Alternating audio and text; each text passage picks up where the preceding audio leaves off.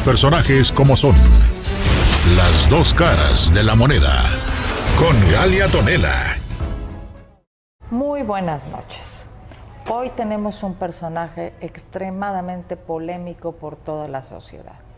Una persona con una trayectoria extraordinaria, el INPEPAC, lo que sería el INE en el estado de Morelos, especialista en derecho electoral. Un hombre con una trayectoria impresionante y nos acompañó en las elecciones intermedias, en estas elecciones tan difíciles, tan decisivas para México, y para mí es un honor que el doctor Alfredo Javier Arias Casas haya aceptado mi invitación, independientemente de que es un gran amigo, un gran personaje, un hombre preparadísimo y cultísimo, que nos dé una perspectiva de estas elecciones, cómo fueron como consejero estatal del INPEPAC. ¿Cómo estás? Muchas gracias por aceptar esta invitación. Gracias, mi querida Galia, de verdad es un honor, ansiaba estar aquí presente contigo y bueno, hoy se concreta. Y precisamente en este tema tan bonito, ¿no?, que tenemos mucho que decir. Pues fueron unas elecciones pues sin saldo rojo, ¿verdad? Fueron unas elecciones extraordinarias por el número de votantes que salieron a votar. ¿Qué opinas tú de estas elecciones? Pues realmente desde que iniciamos su preparación, o más bien desde que terminó el proceso pasado, el del 2018, teníamos una idea de que iba a ser un proceso complicado, porque inmediatamente tanto el INPEPAC como en el caso del INE, pues inició el proceso para la constitución de nuevos partidos y estábamos a la expectativa de cuántos partidos iban a participar. Y Morelos tuvo la cifra récord con 23 partidos. Somos el único estado donde hubo tanta participación de partidos políticos que se constituyeron de 2019 a 2020. Fue su proceso. ¿Una boleta de este tamaño? Sí, una boleta doble carta que fue la más cara también del país por el número de partidos.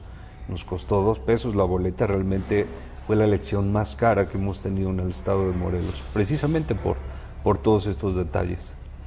Entonces sabíamos que iba a ser un proceso complicado y de pronto pues nos llega, como a todo mundo, la pandemia, el COVID, y entonces era cómo vamos a atender el proceso que requiere la participación directa, que requiere estar en las calles, que requiere socializar el proceso y tomar las medidas de contingencia. Desafortunadamente en el caso de nuestro instituto pues nos costó vidas también.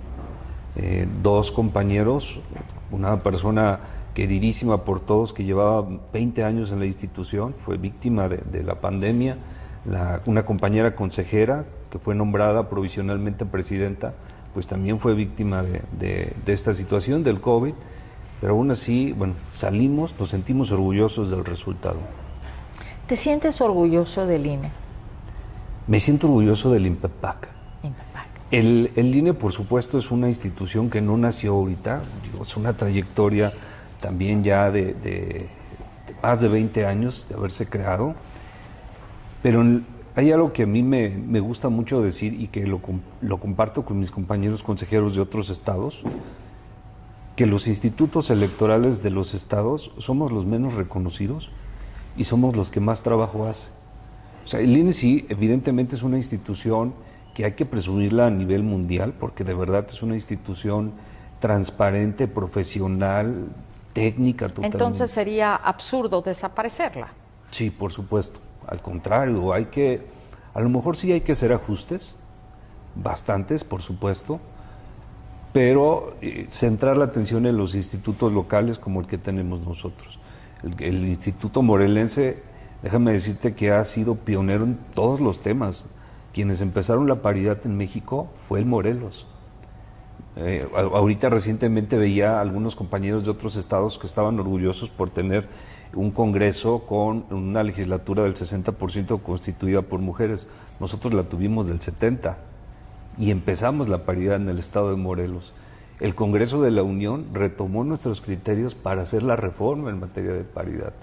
Entonces los institutos de los estados realmente hemos dado mucho a la democracia del país.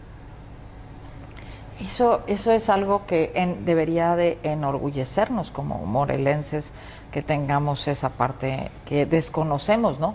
Precisamente es la otra cara de la moneda que a veces las personas no conocen. Yo me lancé a votar como deber cívico y vamos a ver un pequeño video que me dio mucho gusto que pasara. Al terminar este video, tú te das cuenta que esta mujer está comprobando que tanto su marido como su madre ya no aparecen en el registro del INE porque fallecieron. Es un orgullo que ya se acaben con los mitos que el INE usa votaciones de gente muerta. Hoy en día podemos estar orgullosos de nuestras instituciones y no podemos permitir que desaparezcan. Hoy esta ciudadana trae en sus manos el INE de su mamá que ya falleció y la revisaron y efectivamente ya no aparece. Esto es una gratificación. Muchas gracias, señora, de verdad que nuestras instituciones sí sirven y que su mamá ya no aparece en el registro porque ya falleció. Lo siento mucho que haya fallecido, pero estoy muy orgullosa de nuestras instituciones y tenemos que defender a nuestro INE, tenemos que defender a todas nuestras instituciones. Muchísimas gracias. Quise comprobar por mí misma y para todos, ¿verdad?, que el INE está trabajando y que es confiable. Muchísimas gracias. Le agradezco mucho y esto nos da muchísimo gusto. Saludos, paisanos. Gracias. Se me andan volando los lentes. ¿Cómo se actualiza el instituto en estas formas? Esta es una labor que le compete eminentemente solo al INE.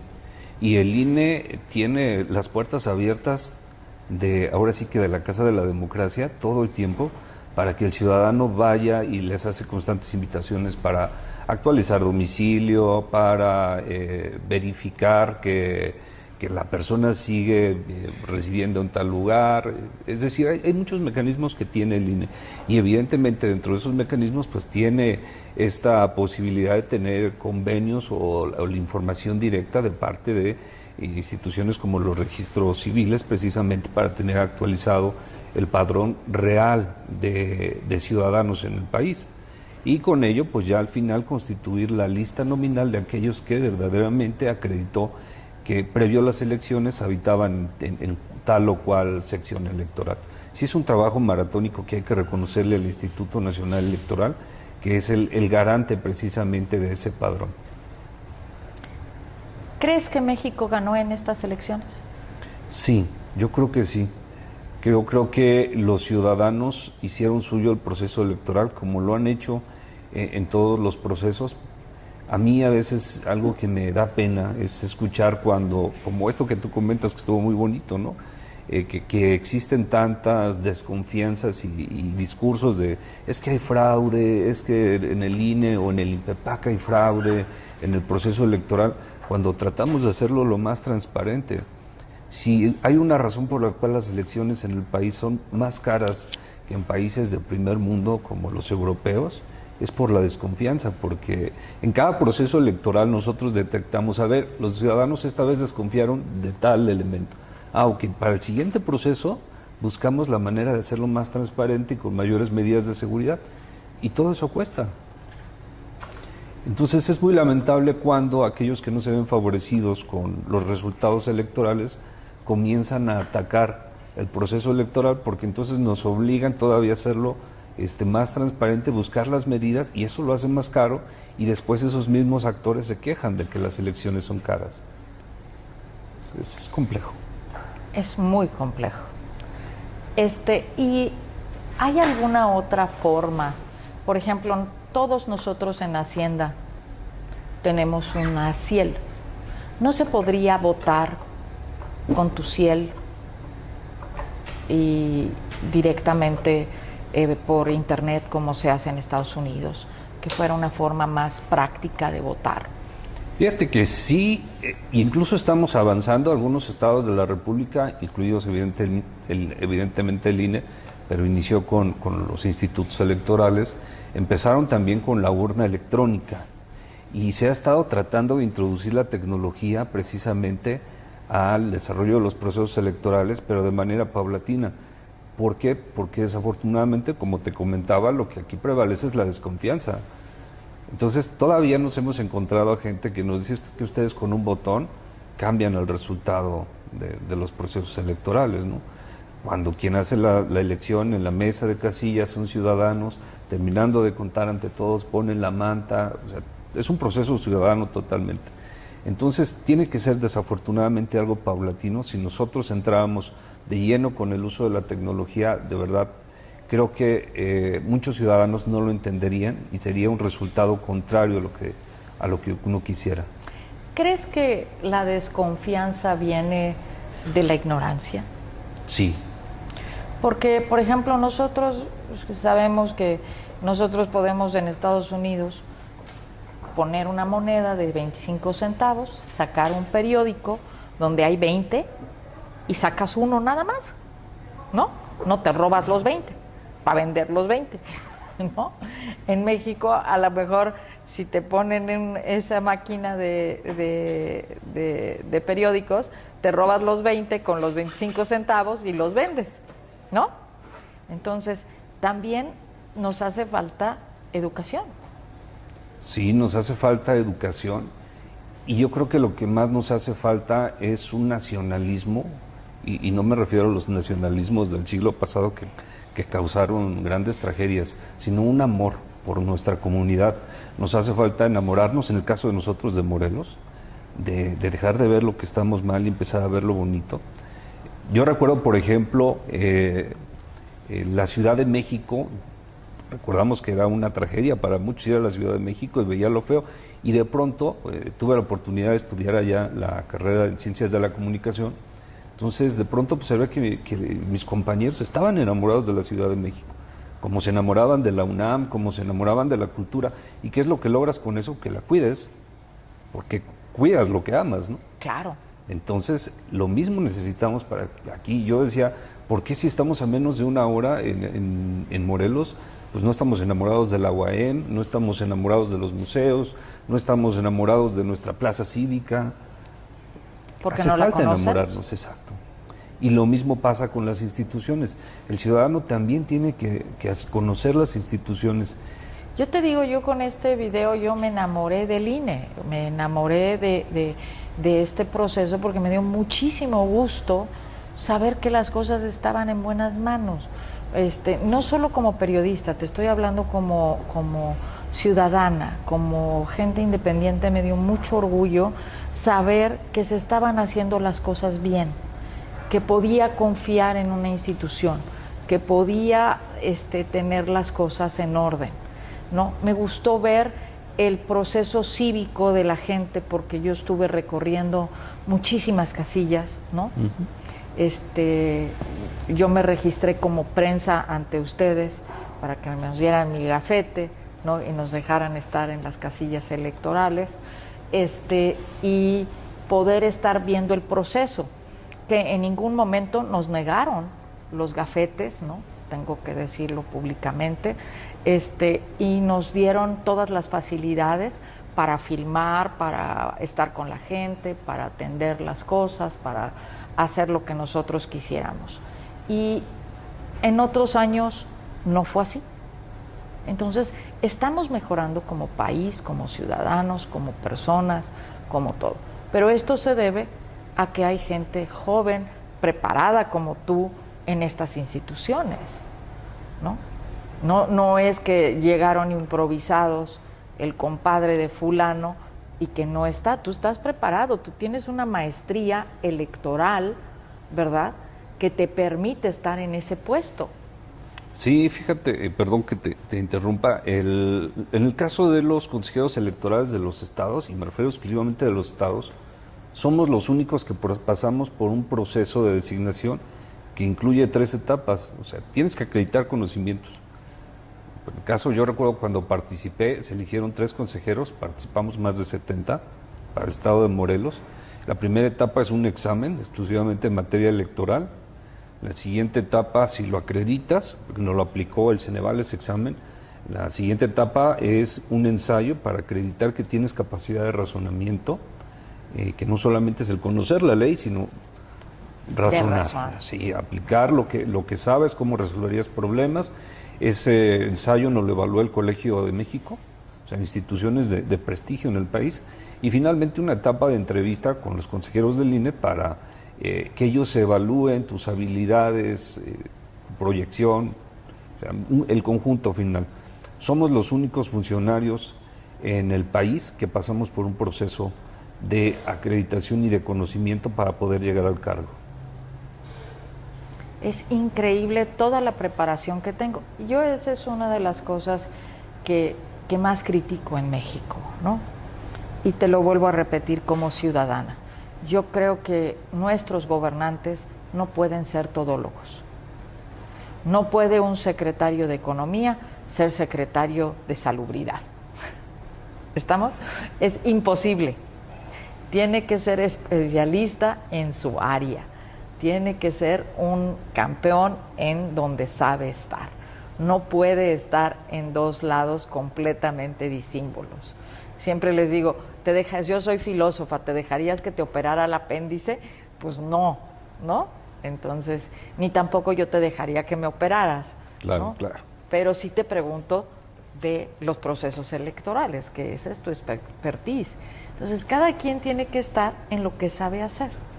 ¿Cómo decidiste irte por el campo electoral? Porque estoy inmerso desde que era estudiante de la carrera, ¿no? A mí siempre me gustó participar en la vida política del país desde joven, y creo que desde que uno practica en la secundaria y en la prepa con los comités estudiantiles.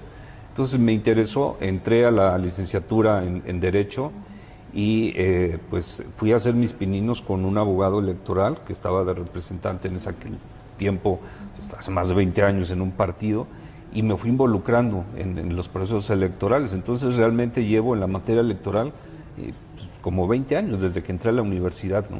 Entonces es algo que no he abandonado. Y bueno, la vida te va llevando por ciertas situaciones, pero este tema nunca lo he dejado. Entonces me gusta, me apasiona. Hice una maestría y el doctorado en ciencias políticas precisamente porque me gusta la vida pública, ¿no? Y como bien lo dices, hay que estar preparados, ¿no? Lo que más se merece el ciudadano es que su funcionario sepa y le pueda responder. ¿Y tú te sientes orgulloso de lo que estás haciendo en este momento? Sí, bastante. Me siento muy, muy orgulloso. Finalmente sé que habrá opiniones encontradas de alguien que pueda no gustarle cómo realicé o cómo realizamos, porque somos un colegiado ahí en el instituto, somos un equipo con todos, pero hicimos nuestro mejor esfuerzo. Esta elección la hicimos sin dinero, ¿no? ¿Cómo que sin dinero? Sin recursos, sí, por supuesto. Fíjate que mandamos el presupuesto, la proyección que necesitábamos para las elecciones, y cuando llega el Congreso, cuando aprueban el presupuesto, pues no nos dieron dinero, dijeron no. ¿Cómo no? Nos dieron nada más para el gasto ordinario, que es el que ocupamos todos los años, ¿no?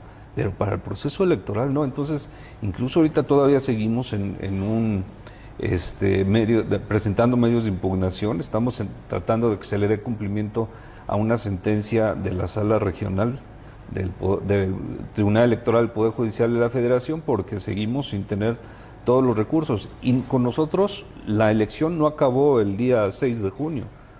Generalmente en Yo el creo caso que ahí local, empezó. Sí, o sea, vamos a ir terminando proceso. por ahí de diciembre el proceso electoral local, porque se termina con la resolución del último medio de impugnación. Y si tienes 23 partidos y todos están buscando ver si a través de una impugnación logran algo, entonces imagínate hasta dónde se termina. ¿Y qué implica eso? Que nosotros tenemos que seguir manteniendo el personal. Que si alguna autoridad nos dice, ¿saben qué? Tienen que repetir la elección o tiene que haber un recuento de votos en algún municipio o distrito, pues tenemos que tener el personal ahí, tenemos que tener la infraestructura, rentamos casas para habilitar consejos electorales municipales y distritales, y es un gasto enorme y no tenemos para eso ahorita. Es increíble, ¿no? Sí. Y todos los partidos pues quejándose, gritando y... Sí, claro, todos se quejan, es evidente, pero pues yo no recuerdo alguno que haya dicho denle presupuesto al instituto para que haya una elección de nivel. Qué terrible, ¿no? ¿Y de niño cómo eras? ¿Qué querías ser? ¿Abogado? No, yo quería ser médico. A ver, cuéntame eso sí. ¿Cómo cambiaste? Pues ya ves que luego la familia te influye demasiado. Entonces yo tuve un pequeño accidente jugando de niño, me caí, de las varias veces que me caí, entonces mi sistema nervioso no estaba como que bien, ¿no? Yo no sabía que eso se quitaba con un médico. Entonces, pues cuando yo externé que quería ser médico, pues me dijeron, no, pues no vas a poder, ¿cómo vas a operar si te tiemblan las manos? Pues lo descarté totalmente. Y realmente, pues te va generando a veces tu entorno un miedo y te va poniendo límites mentales. Y eso luego con el paso del tiempo que dices, ay, lo hubiera hecho, sí hubiera sido bueno, porque me gusta mucho la medicina, me gusta leer sobre medicina. Está mal que lo diga públicamente, pero a veces mis amigos me dicen, oye, fíjate que me pasa esto. Le digo, pues te recomiendo. Pero fíjate que creo que la vida no se equivocó. Sí, por supuesto. Porque la medicina electoral le hace mucha falta a este país. Una sanidad electoral, un electorado sano, nos hace mucha falta, más que un médico. Perdóname, pero creo que la vida no se equivocó y con todo respeto estás en la medicina correcta. Sí, estoy enamorado de mi carrera hoy en día, de verdad, la amo. Sé que tomé la mejor decisión. Ingresé a Derecho porque era lo que quería mi abuelito, de alguna manera, antes de fallecer. Y estoy enamorado de mi carrera y sé hoy en día que si pudiera volver a elegir, sería otra vez todo lo que he hecho. ¿Y tu abuelo influyó? ¿Él era abogado? No, él era albañil. No, entonces él me llevaba a sus jornadas laborales y es ahí donde dije, yo no quiero esto, yo quiero estudiar, ¿no? Entonces realmente a esa parte que no es malo el ser albañil, por supuesto, porque pues no, todos lo hacíamos. Que no. Eso me influyó para decir, es que yo no quiero que él toda la vida esté trabajando en esto, ¿no? Quiero darle a mi familia algo mejor. Yo no quiero trabajar todo el tiempo de albañil. Y trabajé de albañil, trabajé en una cerámica de Chalán, trabajé vendiendo verdura casa por casa y gracias a eso estoy aquí. Pues eso es lo que yo llamo empezar desde el principio, ¿no? Mucha gente le llama empezar desde abajo y yo digo que no, porque es empezar desde el principio. Hay gente que nació en pañales de seda y nunca empieza, ¿no? Entonces el chiste es empezar a crear tu vida, ¿no? Empezar a crear lo mejor, tus sueños, y para lo que tú crees que eres bueno y que le puedes servir a tu país y a los demás, porque quien no viene a servir, pues no sirve para vivir, ¿no?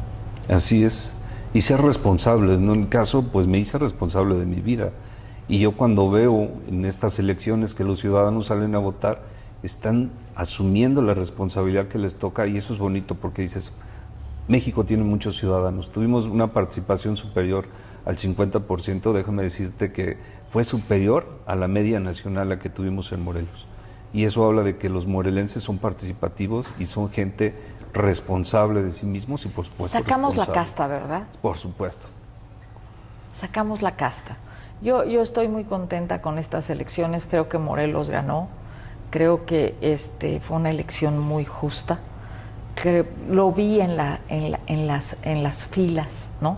Cuando platiqué con la gente, cuando hablé con la gente, cuando me empapé con ellos de lo que opinaban de las elecciones, vengo a votar. ¿Y qué crees? La opinión que más me influyó fue la de un taxista. Y te la voy a decir, porque le mando muchos saludos al señor Heriberto si nos ve, porque me hizo el favor de transportarme. Y le digo, ¿usted por quién va a votar? ¿Cree en el presidente? Me dice, yo sigo creyendo en mi presidente. Creo que el presidente es un hombre bueno. Pero no voy a votar por ningún diputado de Morena. Le digo, ¿por qué? Me dijo, porque el poder no puede estar en una sola mano. Se corrompe. Dice, tenemos que dividir el poder entre mucha gente, porque es ahí donde un país crece. Miras qué lección me dio cómo me sentí orgullosa y dije, es cierto, bueno, hasta cambió mi voto, ¿no? Porque dije, tiene totalmente razón. Nosotros como ciudadanos tenemos la responsabilidad de dividir, que haya una pluralidad en el Congreso y que existan medios de opinión y de contraste para que el país crezca, ¿no? Para que esto fluya, para que esto salga adelante, ¿no? Sí, la democracia implica pluralidad. Exacto. Solo en la pluralidad hay democracia. No, pues excelente elección. Es toda una teoría y la terminó resumiendo el señor muy bien. A veces uno aprende donde menos Exacto. crees, ¿verdad? Exacto. Es importante. ¿Qué lección te ha dado el IMEPAC que digas tú, esto transformó mi vida? Yo creo que el darnos cuenta de que los límites muchas veces los ponemos nosotros y a lo mejor es una actitud que vengo trayendo, el vencerme a mí mismo, el saber que puedo a pesar de las circunstancias y el darme cuenta que en el INPEPAC, en este instituto, pues hay una coincidencia en ese criterio, ¿no? Déjame decirte que mis compañeros, la parte operativa, a veces hasta 48 horas sin dormir, por estar sacando el trabajo, porque como no teníamos recursos para contratar más personal, no nos los dieron. Entonces ellos tenían que hacer el trabajo de 3 o 4. ¿Qué hace un consejero realmente en el INEPAC? Lo que hacemos los consejeros es vigilar y coadyuvar en la organización de los procesos electorales de los estados. En este caso, pues nos toca la organización de la elección de diputados locales, de miembros del ayuntamiento y en su momento la de gobernador del estado. A la par de eso, nos toca también participar y coadyuvar en la elección de las autoridades auxiliares municipales, que en el caso de Morelos muchas eligen por usos y costumbres. Entonces hay que tener un tratamiento específico con cada localidad. No podemos aplicar una regla general. Y hoy en día también nos toca llevar a cabo los procesos de participación ciudadana, llámese plebiscitos, referéndums, consulta ciudadana, y hoy en específico, bueno, que ya será anualmente, la distribución del presupuesto participativo, donde la comunidad o las comunidades de cada municipio van a decidir, y del gobierno también estatal, en qué se va a gastar el recurso. En nuestro programa nos ve Channel One de Los Ángeles, la comunidad latina. Los latinos también votan en elecciones federales, les toca. ¿Qué mensaje le mandarías a la comunidad latina que nos está viendo en este momento? Que confíen en sus autoridades locales.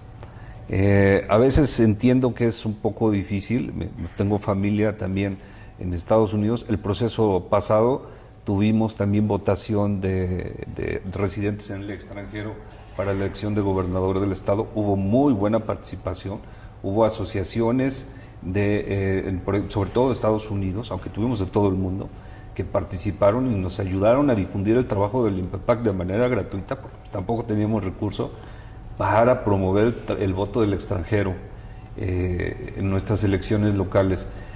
Nosotros, sí dejarlo muy claro, nosotros no pertenecemos a ningún poder y eso nos ayuda mucho. No dependemos del Ejecutivo, no dependemos del gobernador, de los diputados, del presidente, somos totalmente autónomos. Por eso no les dan dinero. Sí. Y precisamente por eso es que nosotros podemos decir que confíen en nosotros, ¿no? Somos una institución ciudadana. Pues muchísimas gracias. Te agradezco lo de hoy, Morelos, y el canal 10.1 local, televisión local, y Channel One de Los Ángeles.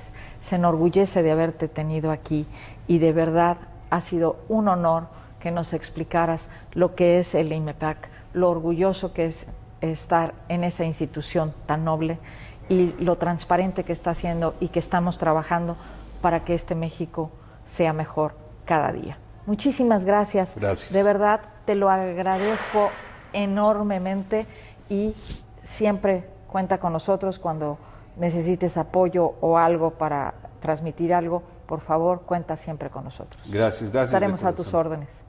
Muchísimas gracias. Nos vemos pronto en un interesante programa en Las Dos Caras de la Moneda. Esto fue lo que es atrás del INEPAC.